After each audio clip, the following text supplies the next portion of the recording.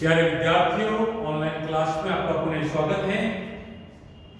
कल अपन ने चर्चा की थी इतिहास की, जो पहला टॉपिक है इतिहास जानने का स्रोत, उसके बारे में अपने सीमित मात्रा में चर्चा की। उसके एक भाग था इतिहास जानने की। जैसा कि अपन ने कल चर्चा की, चार महत्वपूर्ण स्रोत हैं।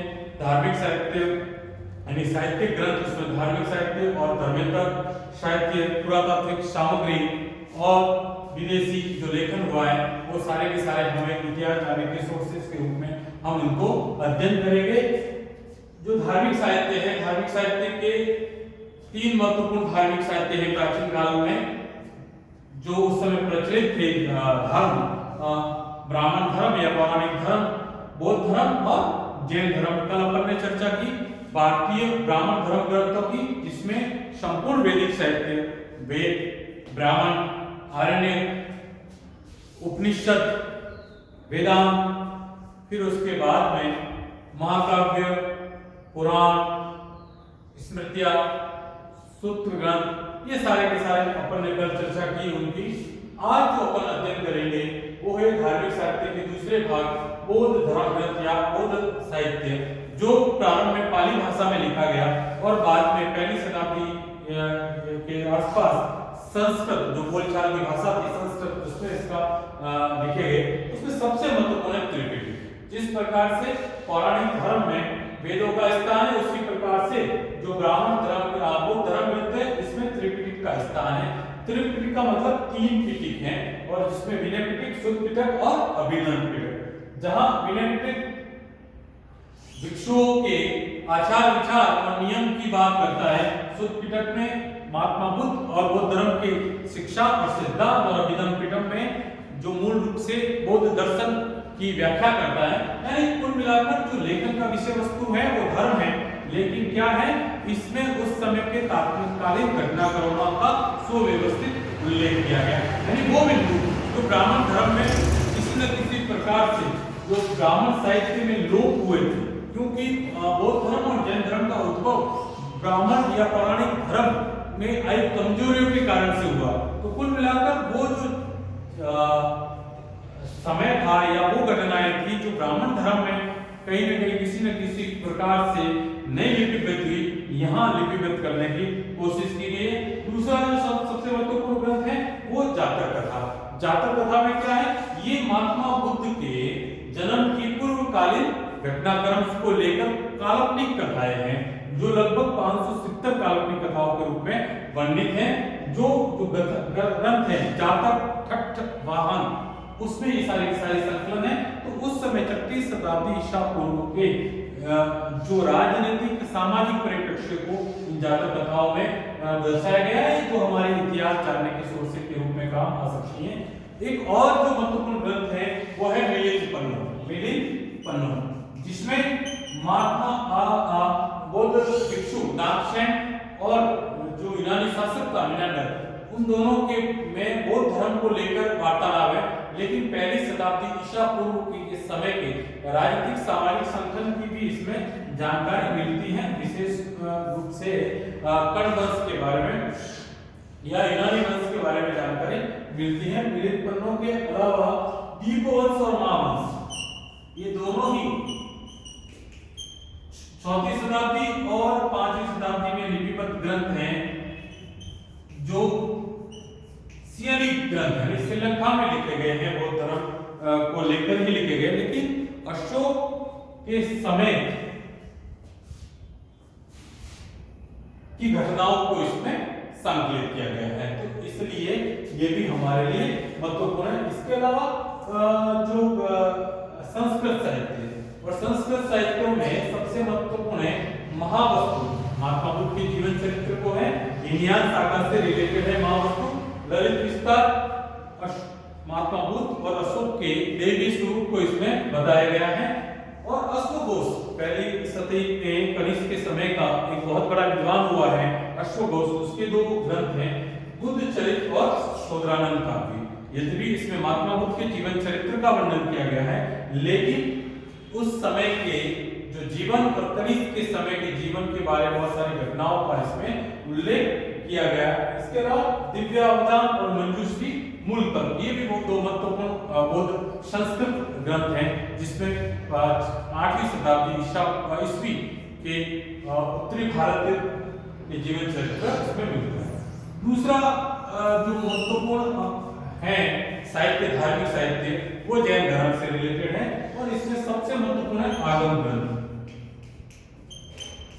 ये प्रारंभ में प्राकृत भाषा में लिखे गए थे जैन ग्रंथ, और ये आगम ग्रंथ कितने हैं? 12 आगम ग्रंथ हैं, जिसमें उस समय के महावीर स्वामी से पूर्व के जितने तीर्थंकर हुए उनके बारे में, इसके अलावा भिक्षुओं के रहन सहन, अपने जीवन दर्शन जो बौद्ध जैन धर्म था उसके बारे में हमें जानकारी मिलती है, और उस समय के काल की घटनाओं का इसमें।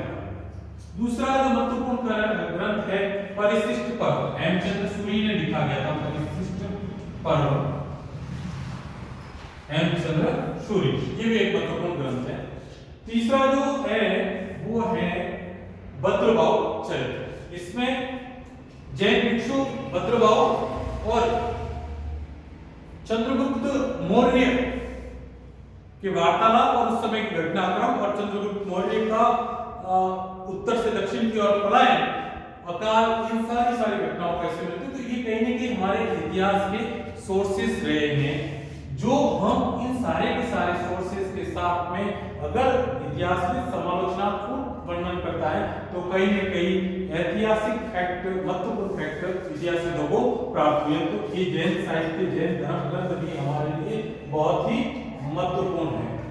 अब इसके साथ साथ जो दूसरा एक बहुत महत्वपूर्ण स्रोत रहा है वो धर्मेतर ग्रंथ, यानी प्राचीन भारत में जो लेखन हुआ है वो लेखन सिर्फ और सिर्फ धार्मिक साहित्य नहीं हुआ, धर्म के अलावा दूसरे विषयों को लेकर भी जो साहित्यकार थे, रचनाकार थे, उन्होंने लेखन किया। यद्यपि यहाँ पर भी प्रारंभिक उद्देश्य इतिहास लेखन नहीं था, विषय वस्तु दूसरी थी, लेकिन उन्होंने उन विषय वस्तु के साथ उस समय की जो घटनाक्रम था उस घटनाक्रम को लिपिबद्ध करने की कोशिश की गई, और वो जो घटनाक्रम है वो किसी न किसी रूप से, क्योंकि उनका पूर्वाग्रह रूप से नहीं था, इतिहास लेखन के विषय वस्तु के रूप में नहीं था, तो उन्होंने जिस तरह के परिवेश को देखा उस परिवेश को अपने विषय वस्तु में शामिल करते हुए उसको लेखन की सामग्री बनाई।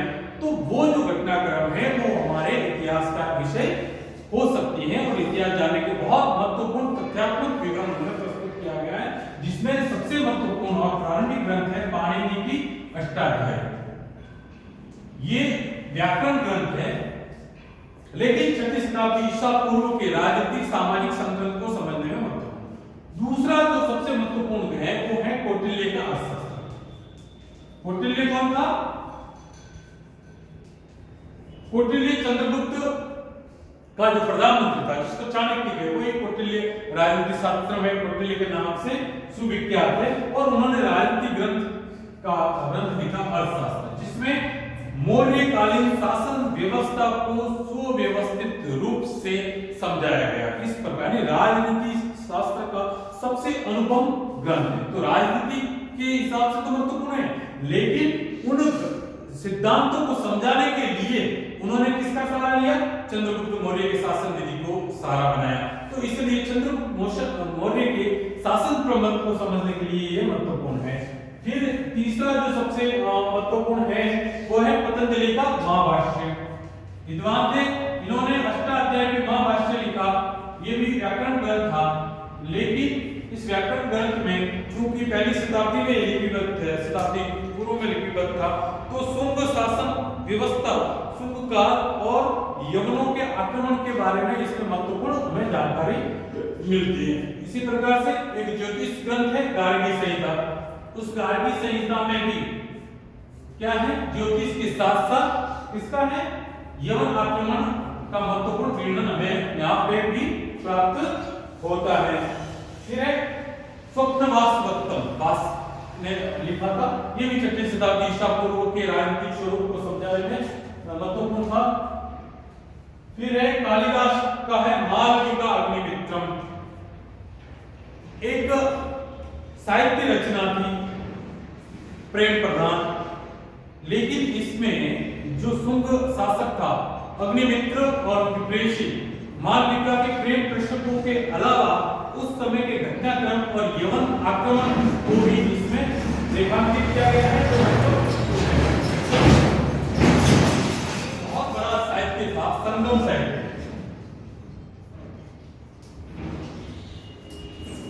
सुदूर दक्षिण के जो भाग था, चोल, चेर और पांड्य शासन, जो प्रारंभिक चोल, चेर और पांड्य वंश थे, उनके पहली से लेकर तीसरी शताब्दी तक की शासन व्यवस्था को समझने के लिए और वहां के सामाजिक, राजनीतिक और सबसे महत्वपूर्ण आर्थिक स्वरूप को समझने के लिए संगम साहित्य बहुत ही महत्वपूर्ण है। यदि यहाँ पर भी वर्णन इसको साहित्य को लेकर हुआ है, लेकिन इतिहास के रूप में भी ये महत्वपूर्ण माने जाते हैं। इसी प्रकार से मुद्रा राक्षस शाब्दत्त का चंद्रगुप्त मौर्य के काल की घटनाओं के बारे में अंकित करता है और मत विलास प्रश्न पल्लव शासक महेंद्र वर्मन की बहुत ही महत्वपूर्ण ये पुस्तक है, जिसमें 36 शताब्दी ईस्वी का वर्णन है। इसी प्रकार से हर्ष चरित्र बाण भट्ट जो हर्षवर्धन का दरबारी कवि था, उसने हर्ष चरित्र लिखा। इसमें हर्षवर्धन के कालीन घटनाओं का उल्लेख किया गया है। कामंदर का लिखिसा कौटिल्य अर्थशास्त्र के समान ये भी राजनीतिक ग्रंथ का महत्वपूर्ण पुस्तक है। उसी प्रकार से गोलवाहो कन्नौज शासक यशोवर्मन की भागवती राज द्वारा लिखी गई पुस्तक है।